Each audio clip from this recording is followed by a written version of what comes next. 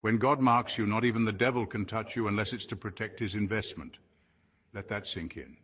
You've heard of bodyguards. But have you ever been so spiritually dangerous that even hell had to stand down? Listen closely. Most people have no idea what it really means to be chosen.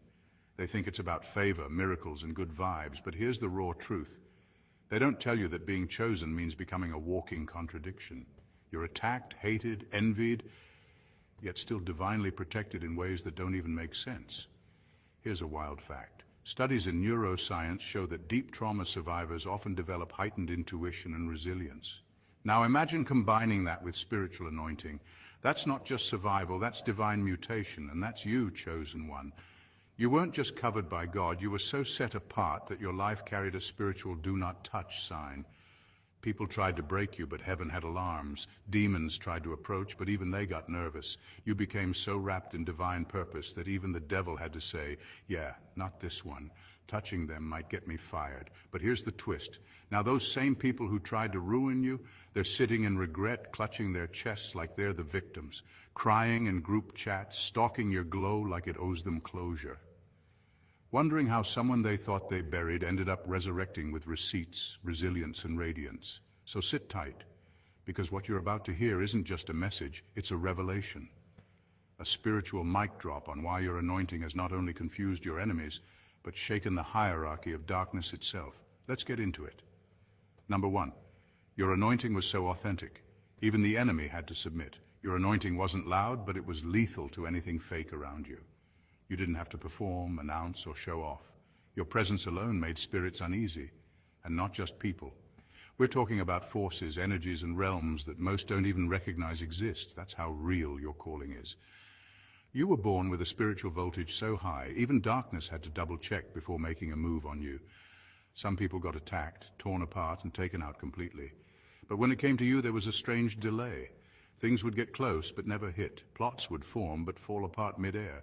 People would try to curse you and end up cursing themselves. That's not luck. That's divine jurisdiction. Even the enemy had to step back and say, we can't touch this one recklessly. Because to mess with you was to violate heavenly protocol. There are certain people that heaven protects like royalty. You are one of them. And the wildest part, you didn't even know how high your rank was. You were just trying to survive. You were just trying to heal, trying to be normal. Meanwhile, hell was holding emergency meetings wondering why you were still standing. See, the enemy works smarter than people give credit for.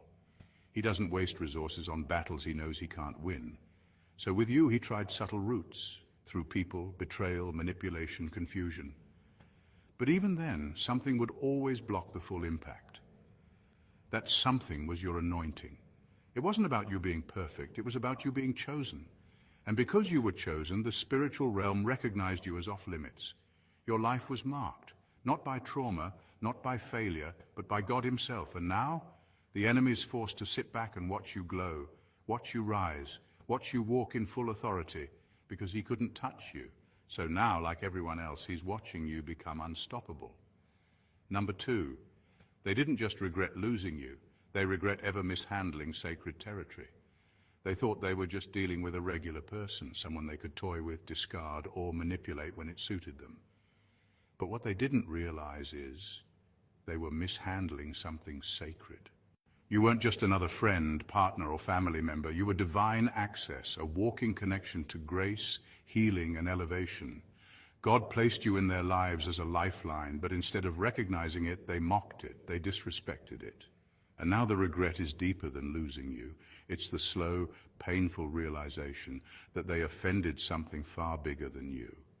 People don't always know what they're doing until it's too late. They thought they were playing games with your heart, but they were actually playing Russian roulette with a spiritual assignment. There are certain people in life who come with warning labels straight from heaven, handled with reverence. You were one of those people. You didn't come to them out of coincidence. You were sent strategically, divinely, and purposefully. But because you didn't come in a fancy package, they couldn't recognize the power you carried. They disrespected the blessing because it didn't look like the one they expected. Now the regret is eating them alive, not just because you're gone, but because their life hasn't been the same since. The favor that followed them when they were connected to you, gone. The peace they had in your presence, disrupted. The spiritual covering they never realized you provided, lifted. And all that's left is the memory of someone who was heaven sent, and the reality that they treated you like you were disposable. They thought they could walk away and upgrade. But instead they downgraded their whole life by severing a connection to divine order. You weren't just a person, you were a moment of divine alignment, and they didn't just lose you, they lost the favor that came with you. That's the kind of regret that doesn't go away. That's the kind of loss that hits harder after you're gone.